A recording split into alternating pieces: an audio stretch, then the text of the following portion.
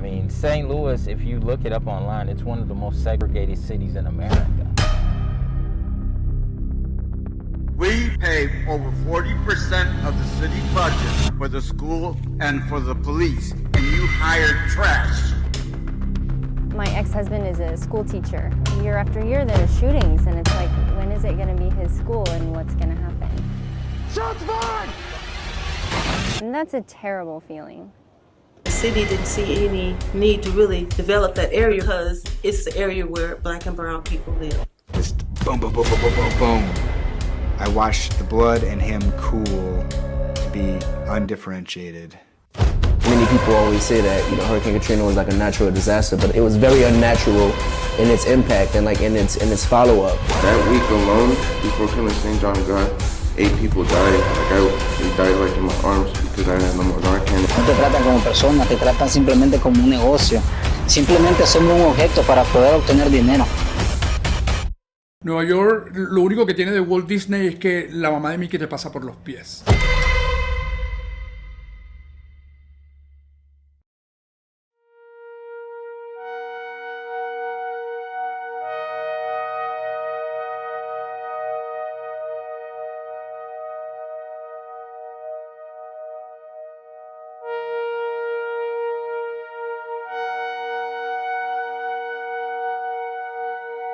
I have actually overheard a couple people in my classes talking about using it on occasion. A lot of them say they use it to help them focus, especially nowadays because we're in finals season. Because we have a lot of people working on like final projects and studying for finals and essays and things like that. Myself uses it prescribed to my brother. I don't know anybody currently, but I know people who've used it in the past. They said it wasn't a very good experience for them. After a while, it just kind of, ruined that portion of their lives, and it was definitely something they told me to never mess with or stuff like that. Hard crashing is kind of tired super fast, so it kills the appetite. Sometimes your emotions kind of just feel not the same as if you're off of it, and kind of dull. Sometimes I get headaches. Has appetite loss, I think. I don't really know the effects of it. In the conversations I have, they didn't really tell me. It was just more of a don't do this type of thing. It's just something I wouldn't mess around with. I'm Steve, I'm 24. I graduated college in 2020. I went to a small art college in Michigan, and now I'm working vocationally as an artist. I started using Adderall in my sophomore year of college. It was mostly for productivity reasons. I had an obsession with being the best or trying to reach higher levels. The hustle culture mentality was a huge aspect of everything that I did in college. When I was in school, I had a few jobs. So at one point I stocked shelves, but as I kept getting better at my craft that I was studying, I started working at ad agencies, and I was doing artwork there while going to school. Because it was so pushed that your full-time attention is supposed to be dedicated to the school, I do just think that's a myth for most places. For most people to actually survive as a broke college student, you need to have some kind of income. You have to be constantly learning all throughout the day, and having that much information thrown at you, that is not manageable for most people.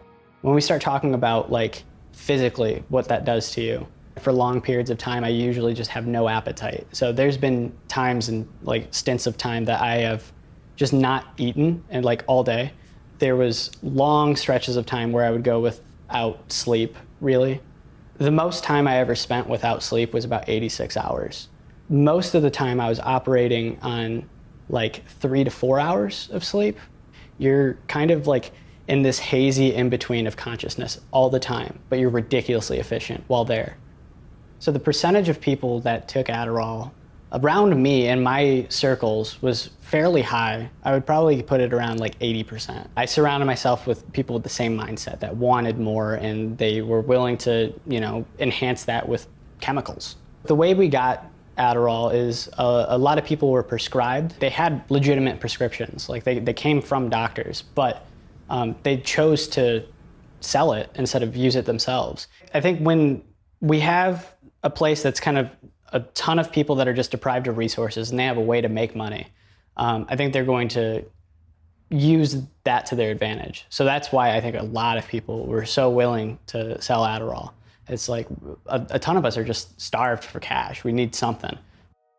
I stopped using Adderall right around the time that I graduated college. I became a little bit more in tune with the problems that it was causing, the relationships breaking down, the physical aspects of not eating much, also just being lethargic and fatigued constantly from the lack of sleep. Since I didn't want any of that in my life anymore, I just chose to kind of cut it out now that I'm away from that environment, now that I'm away from college. I think there are some issues that lead into this being so prevalent within colleges. One of the things is that college is really, really expensive for most people. You need to make the best out of your college experience. You need to extract every little bit of value of this experience as you possibly can. Right? I made this decision when I was 18 to start taking. There's a lot of pressure for you to do phenomenally when we're essentially just kids.